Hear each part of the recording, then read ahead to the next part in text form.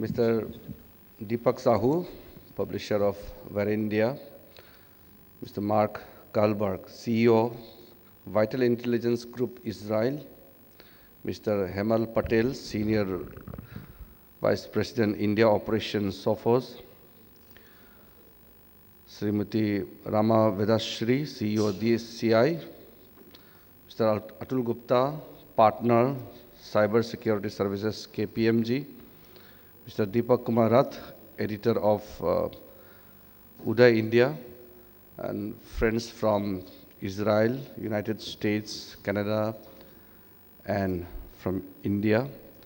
I'm very happy that lots of interest have been given in the sector of cyber security by various stakeholders. And today's this conclave is also very important from the point of view that the organizations who are taking a lead role are coming together to hold this conclave and to see our friends from Israel, especially since we have a very close working relationship, understanding, and cooperation with Israel. It's very important to have understanding at the various levels, not only in the government to government. Very important, and other friends are also here. We all know that India is moving towards digital economy, and we are going to face lots of challenges.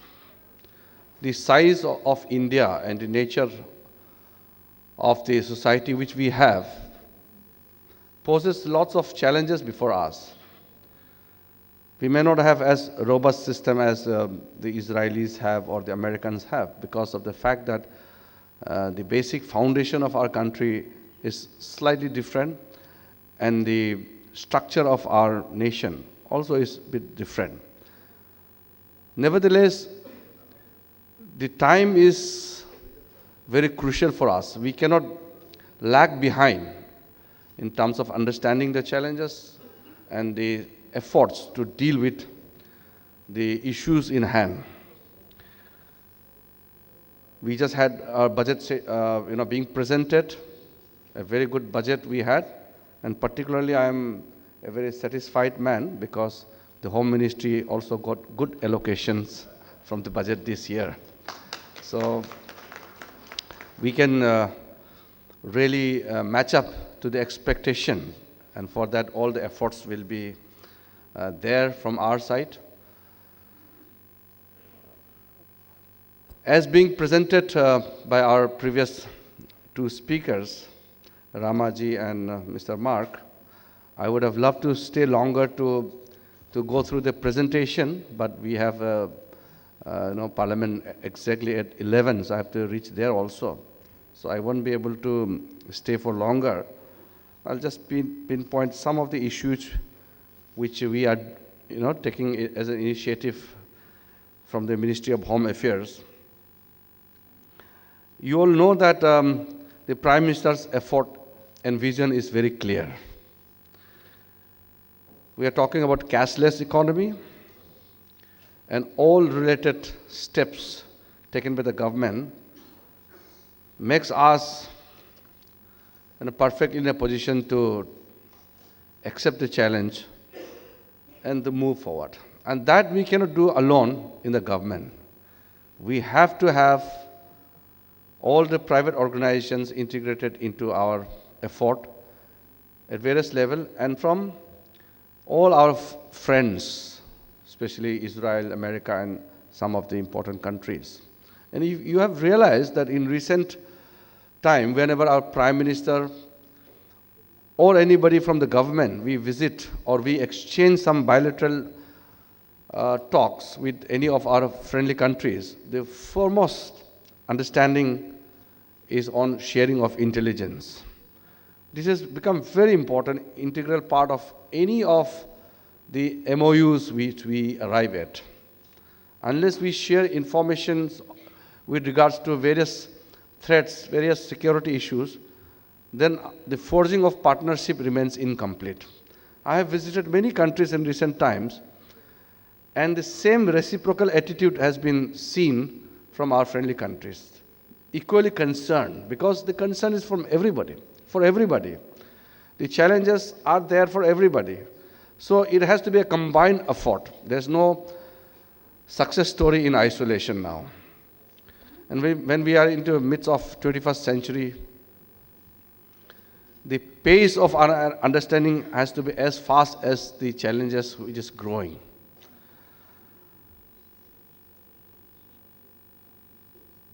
The efforts of the government of India, the mobile wallet, mobile payment mode which we are starting, the Aadhaar-enabled payment to be linked with all the mode of payment, especially the benefits to be reached out to the people, the bank wallets, all other related issues. India needs to secure its digital payment by building its own security network framework to provide secure payments to its citizens. And it's not an easy task. In the Home Ministry, we keep updating ourselves, but I could clearly see the challenges, and which is not going to be easy for all of us. I have some of the points which I would like to share. In our internal security division, we keep updating and we try to understand. This rapid development of digital technologies and wide range of services provided for activities in cyberspace raises the issue of cybersecurity as a serious concern for the government. Cyber crimes pose a direct threat to the security of critical infrastructure and information technologies. With the advent of advanced information and communication technologies, crime now knows no jurisdiction or national boundaries. That is why I have talked about the cross-boundary understanding. The very nature of the internet allows for unprecedented collaboration and interaction among particular communities of criminals. And this I can refer to the latest challenges of the ISIS, which we are facing in India. Just 10 or 15 years back, we would have been sitting quietly here. Any problem in Middle East, it would have been very different scenario at that time, because we would have been concerned with what is happening in our own neighbors. But today, anything is being done in Middle East, or any activities carried out by the ISIS, has immediate and direct reach in our shore. And we have been successful in last 2 years, which I need not share the details. Most of the security experts know that. We have been successful in tracking and dealing with all the challenges. Sometimes we are being criticized for making too proactive reaction or preventive steps being taken. But these were necessaries. And I compliment the Israelis for that. They have been an example for all preemptive steps initiated, and they have really prevented many things if they were not as robust as they are. Of course, we also have a very close understanding with the United States. Our Home Ministry and the Homeland Department in the United States, we work in close tandem. As the cyber crimes can be committed in real time from anywhere in the world in an unprecedented way, and they are hard to track, prosecute, and enforce penalties. Therefore, criminals are increasingly turning to the internet to facilitate their activities and maximize their effort. Using cyber attacks, terrorists can cause much wider damage to the country or region than they could be resorting to by using conventional physical violence. As a hypothetical example of cyber terrorism, a critical infrastructure such as a nuclear plant may be taken over by terrorists for destructive activities. We have shared many things before, and we do have these critical inputs, the efforts being made to destroy our critical infrastructures. But we are capable enough, and so far, India has been successful in preventing any such efforts by those people. And the government is aware of the vulnerability of information technologies, abuse of public data provided on the internet, and the great importance of shielding the critical infrastructure. India is shifting gears by entering into facets of e-governance. India has already brought sectors like income tax, passports, visa under the realm of e-governance. You all know that what Home Ministry has been doing in last 2 years.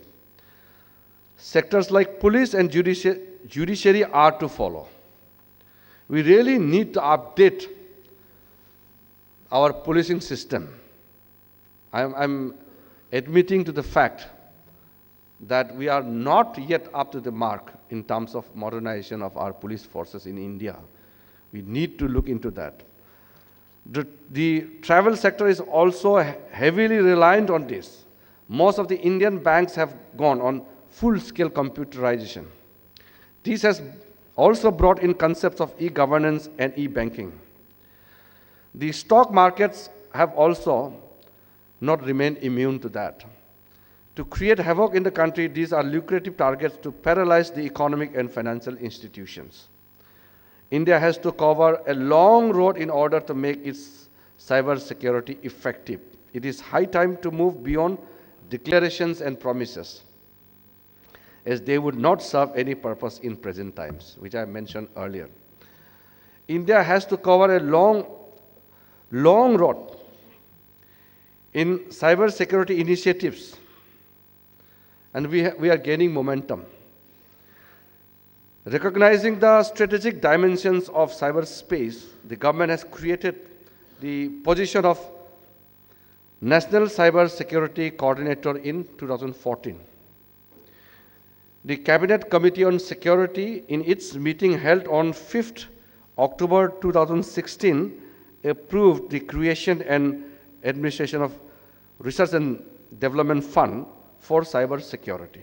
The high power committee is also being created under the chairmanship of the National Security Advisor for setting priorities for research, innovation, and human resource development. To protect the government cyber infrastructure, information security guidelines, and cyber security policies have also been issued by the government. Government agencies and approved agencies are carrying out cyber audit of the government organization's cyber infrastructure.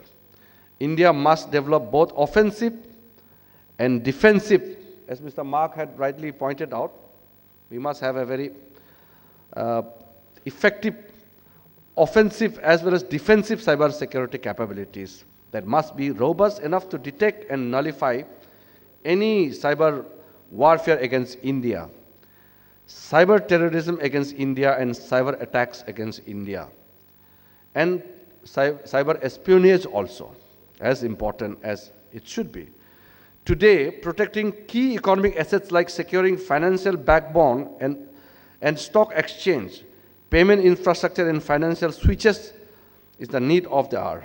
This includes architecting security for new age banking to make them cyber secure. With the growth of enterprise mobility, mobile applications, and cloud enablement data-driven businesses, technological issues have become more prominent. Social networking platforms have further complicated the scenario. There is need for having public-private partnership in cyber security for protecting the critical online data and creating awareness amongst the public. So for this public-private partnership, I would be very proactive. So all the organization representatives are sitting here. I'll be working as a facilitator. I'll try to put best effort forward to ensure that the government and the private organizations do come together to work in close coordination. Without that, there will be forever a problem for the nation. We have to come together. It's not a question of government or private organizations. We should be one team. There is need for much more understanding. I have seen some gaps. And in government also, we have a system where we remain isolated at times. And we are not able to update ourselves according to the demand of the market. And sometimes when I come and meet the stakeholders in a conclave or meeting like this, I realize that sometimes you are moving far ahead and faster than what government should be moving. So I realize that our officers, the senior officials in the security agencies, also need to understand that we need to update ourselves according to the speed in which the private organizations are moving. I compliment your effort for all this you have been making over the years. And many people, many of our friends, many of the stakeholders in our neighboring countries, especially Israel, United States, and Canada, and some of the important partners of India, they are also looking forward to come closer to India because they look India as an important pillar to work along with. So the Prime Minister is very, very clear in that we have to have a full understanding in terms of the requirement which we have to have in the government, as well as to realize the potentials and to ensure that the private organizations are given full support by the government. There is also need of establishing India as a global hub of the development of cyber security products and to promote indigenization in research and development. And for that, a conducive atmosphere has to be created. Developing the human capital remains a priority, and the existing gap between the required and available resources has to be met by contribution from private sector. Higher education institutions catering especially towards cyber security should be developed. But in the meantime, better placement and recruitment practices should be promoted to shore up the manpower. One of the most urgent needs is to establish an inclusive mechanism to regulate cyberspace. The best way to ensure cyber security is to form an appropriate legal regime for the various types of cyber threats, that is cybercrime, cyber terrorism, and cyber warfare. The global cyber security market is expected to reach approximately $190 billion by 2025 from the present $85 billion, and will be driven primarily by increasing digitization wave and smartphone penetration. And the market is expected to grow at a CAGR of 8.2% from 2015 to 2025. According to the NASSCOM and the DSCI, we quoted from you, the Indian IT industry has charted out a Vision 2025 to grow the Indian cyber security products and services industry to $35 billion. Create 1 million cyber security jobs and 1,000 cyber security startups by 2025. So we are merging here. These are the efforts which I see that it will take us, India, into a mode where India will not only be a strong nation, but India will be a safe nation. We are bound to embark on this journey. We cannot remain lagged behind.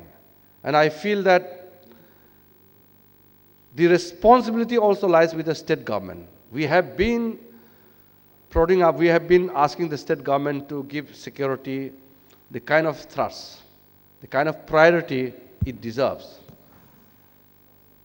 In 2014, as you all know, after the new recommendation of the 14th Finance Commission, most of the financial support for police modernization has been left to the state governments.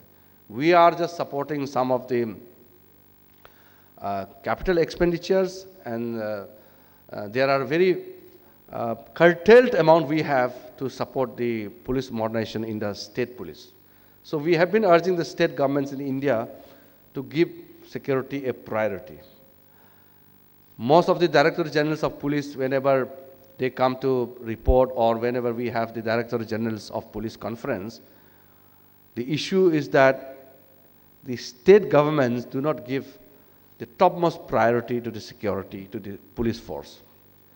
So from this platform, I would like to urge the state governments to give security the topmost priority as we are giving in the Government of India. We have to work together.